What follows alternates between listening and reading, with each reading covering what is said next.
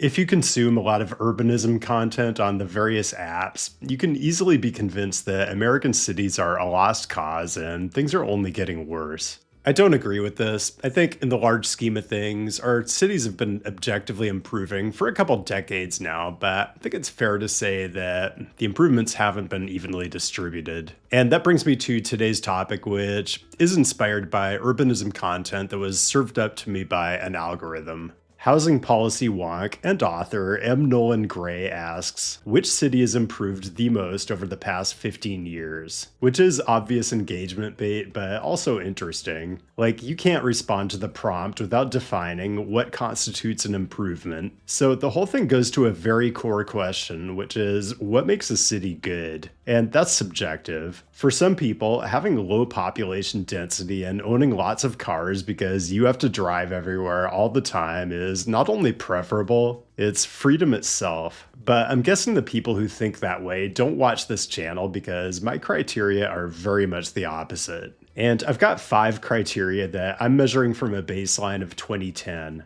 1. Population density, because higher density is greener and more efficient. Don't even try to argue with me on this. 2. Changes in the proportion of low-car households, so people having access to 0 or 1 car. I think this number reflects positive changes in the provision of sustainable transportation options in a city, and it's probably correlated with density as well. The other 3 things are related to affordability, so this is where it gets tricky, since a lot of the cities that are developing stronger urban qualities are also getting more expensive. So for housing affordability, I looked at the change in the Zillow Home Value Index since 2010, but to be fair, I want to look at prevailing incomes too, since the price of housing often goes up in places where people are making more money. So my 4th criteria is percentage increase in median household income. And I think median is super intuitive, but it isn't everything, so I want to look at the change in the Gini index since 2010. The Gini index is a measure of income inequality, and I have a whole video on it if you want a deeper dive. Okay, so I normalized all 5 of these measures on a 1 to 100 scale and combined the scores, equally weighted, nothing fancy. I ranked them top 10 style. You're gonna be surprised at some of the inclusions, and as we go through this, we'll investigate each city and try to pinpoint what went right in the last 15 years. Okay, that's enough table setting, so let's get into it. Number 10, this is a shocker to me, but it's Miami, Florida. Not shocking in terms of growing density and improvements to the urban realm in the last 15 years, but I was sure the affordability stuff I included in the criteria would keep a city like Miami off the list. But Miami was number 1 overall in median income growth, up over 140%, while the typical city was more like 90%, non-inflation adjusted numbers. Of course, prevailing housing prices in Miami have tripled in that time as well, so that's not good. But incredibly, just tripling in 15 years still makes Miami far from the worst. 9. Not a surprising inclusion, Austin, Texas. Population density up 13%, even though the city has annexed lower density areas in the past 15 years. And the key here is Austin has been building housing, including addressing barriers like off-street parking mandates. And you might say, well, Austin still isn't nearly urban enough. The transit's not that good. It's still too car-centric. But this video is all about the delta, and between 2010 and today, the percentage of people living low car has grown from 35% to 42%. Still haven't gotten down there since I started the channel, and that's definitely an omission. 8. Madison, Wisconsin. I did look at cities over 250,000, suburbs included, so stay tuned to see if any big suburbs show up. Madison is solid on a number of fronts, but it's really the increase in low car living, people with access to 0 or 1 car going from 38% in 2010 to 46% 15 years later. You could say maybe that's because the University of Wisconsin-Madison's enrollment went from 42,000 to 52,000 in that time frame, but that basically tracks with the city's population growth, which has been about 20% over the last 15 years. So Madison is really just becoming a denser, more urban place. 7. Boston, also a bit unexpected. From the outside, it seems like a city that's a bit frozen in amber, but that's why you gotta get out to these places. The city added population, growing by about 10%, but the city limits didn't change, so the denominator in the density calculation, exactly the same. The other thing that gets Boston on this list is it is a city with a lot of income inequality, but it's actually improved over the last 15 years, down from 0.54 to 0.52, while most of the cities in this country have been going in the wrong direction on Gini index. 6. DC. Okay, there are reasons to not be surprised DC is here. The city has done more to expand bike infrastructure and bike share than just about anywhere in the US since 2010. Transit has bounced back stronger here post-pandemic than just about anywhere else in the US. But the thing that really puts DC at number 6 is the 15-year change in prevailing home price. Housing is only up 58%, basically tracking with overall inflation, which might not seem that exciting to you, but puts DC in the top 10% of cities I looked at. Actually, if you peel this apart, the Zillow Home Value Index in the middle of 2022 was about $657,000, and that number is now down to well under 600K, and well, I guess all those Project 2025 layoffs will do that to a city. The DC housing market will probably get insane again once we get rid of this clown show, so it might be a good time to buy the dip.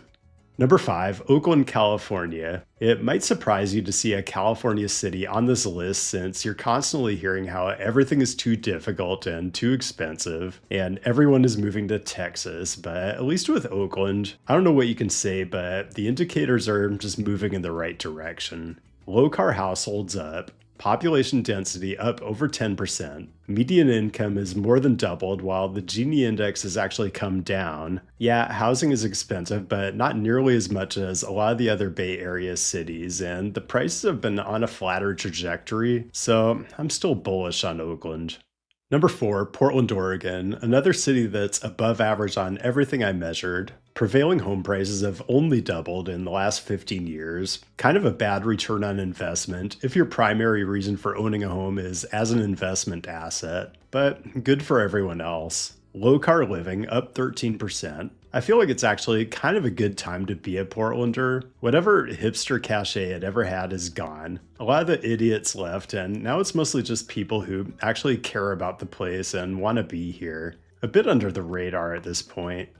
Okay, top 3 coming up, and of course, honorable and dishonorable mentions. If I didn't mention your city in this video, or some other city that you believe belongs in this conversation, drop a note down in the comments below so people can read about it. Okay, for honorable mentions, I'm going to give you the city that scored best in each category but didn't make the overall top 10 list. For highest percentage increase in low car living, it's San Jose. Of course, when you're starting from a baseline of 17% in 2010, you've got a lot of room for improvement, but increasing to 23%, pretty good.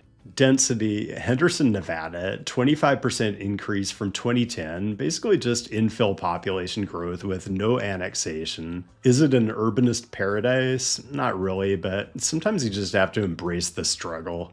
Prevailing home prices, the winner is Baton Rouge, Louisiana, just a 31% increase over the last 15 years, but stay tuned.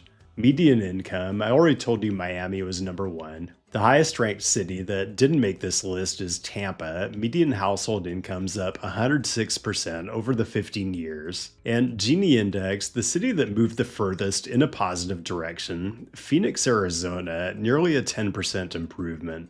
I knew there was something I liked about Phoenix. Okay, for dishonorables, I'm going to give you the worst in each category, and this one's going to kind of hurt. Median income up only 42% over the time horizon in Memphis, Tennessee. I don't even have clever things to say about this, it just makes me want to pay a visit to the volunteer state.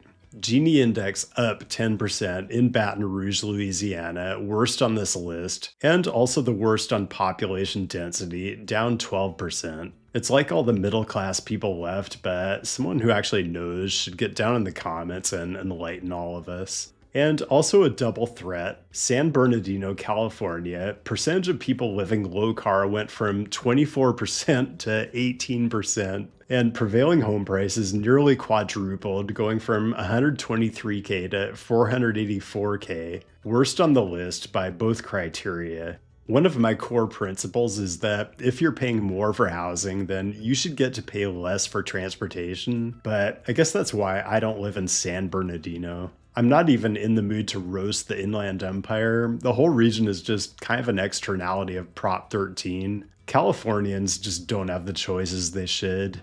Okay, we now return you to your regularly scheduled top 10 list. Number 3, Atlanta, Georgia. I feel this one because I went to Atlanta last year. It strikes me as a city that's too busy being great to care whether it's on a YouTube top 10 list or not. Population density up 17%, and if you go there, you'll wonder if all 17% is along the Beltline. And also, Atlanta, historically a place with a lot of income disparity, but that's improving. Gini index down from 0.57 to 0.54 over the 15 years. I've got two cities ahead of it on this list, but I think it's a place that will fill you with more optimism about the future of US cities than just about anywhere else. Number 2, a city I feel like I do not talk about enough, Denver, Colorado. A bit of a similar story to Atlanta. Population density up even more though, 20%. So you get some before and after street views since I haven't been to Denver since I started this channel, which I realize is a massive omission. Also, like Atlanta, one of the minority of US cities where the Gini index is moving in the right direction, 0.52 down to 0.49. You know, you often hear that new quote unquote luxury apartments are bringing in high income people and increasing economic inequality, but it's probably worth thinking a little harder about that whole dynamic given both Atlanta and Denver are building lots of new housing and seeing the Gini index go down. And number 1, Seattle. I sometimes get accused of being a homer because of how often Seattle shows up at number 1 on my lists. But first of all, I haven't lived in Seattle for like 25 years. It isn't my home. And second, you guys, the data is just the data. Like, if you want to make your own list where the criteria are like monster truck rallies per capita or whatever, you're free to start your own YouTube channel. But this is my list, and the big reasons Seattle is number 1. One of America's fastest growing cities, density up over 20% in 15 years, and not unrelated, I think, the prevalence of low car living up from 44% to 53% in the same time frame. Even more absurd, the percentage of people who report access to zero cars has gone from 8.6% to 13.3%. The only other city I looked at that has comparable changes on density and low car living is Jersey City, but the increase in Gini index there is atrocious. Maybe we can get Zoran to annex Hudson County and straighten things out. In the meantime, in Seattle, there's also a new sheriff in town. You guys, I do not regret to inform you that those of us who care about livable streets and housing affordability are winning the argument. Now we just have to deliver. Increasingly, we live in a world where if you're in transportation planning, you don't have to guess where people are going, how they're getting there, and what the conditions are out on the street network. Between all the vehicles outfitted with GPS navigation systems and the fact that we're all basically walking around with location services turned on, continuously generating rich data, the information is all out there. But simply having the data isn't enough. You need the expertise and tools to understand what it all means. Transportation planners need to make sense of the enormous amounts of data, pinpoint the problem areas, and provide a way to prioritize which parts to tackle first. And all this data needs to be brought together in a way that's easy to understand and makes it actionable. And that's where today's sponsor, TomTom, comes in. TomTom revolutionized the personal navigation space decades ago, and now they're a global map maker and geolocation technology specialist, shaping mobility with highly accurate maps, navigation, real-time traffic info, and services. Now, TomTom has always been a great data source for transportation analysis, and their own historic data gathered over the decades is unbeatable. I actually used TomTom on a couple projects when I was consulting, but the product they offer now, TomTom Move, is a huge step forward. It's an entire suite of transportation analytics tools. Area analytics, which lets you visualize data across any area, as large as a country or as small as a few blocks in a city. Traffic stats, which lets you use TomTom's rich historical data to identify and analyze congestion hotspots and bottlenecks. Route monitoring, which generates real time data so you can optimize traffic flow throughout a city, even during special events. And junction analytics, which gives you real time data at intersections and helps you optimize traffic signal timing and overall improve mobility. TomTom Move is great for origin destination analysis too, so you can really understand how people are using the transportation system to move from point to point. And trust me, great OD data is absolutely indispensable for good transportation planning. So, TomTom Move can really streamline how your city does transportation planning and monitoring. It generates custom reports in minutes, letting you access traffic insights in different formats like shapefiles, JSONs, and CSVs, depending on what you need. And it helps you develop the kinds of valuable insights that will improve the way your transportation system operates now and how you plan it for the future. You can try it for 30 days for free by going to tomtom.com/citynerd, use the QR code right here on screen, or use the custom link down the description, and see what TomTom Move's rich traffic analytics and mobility data can do for you.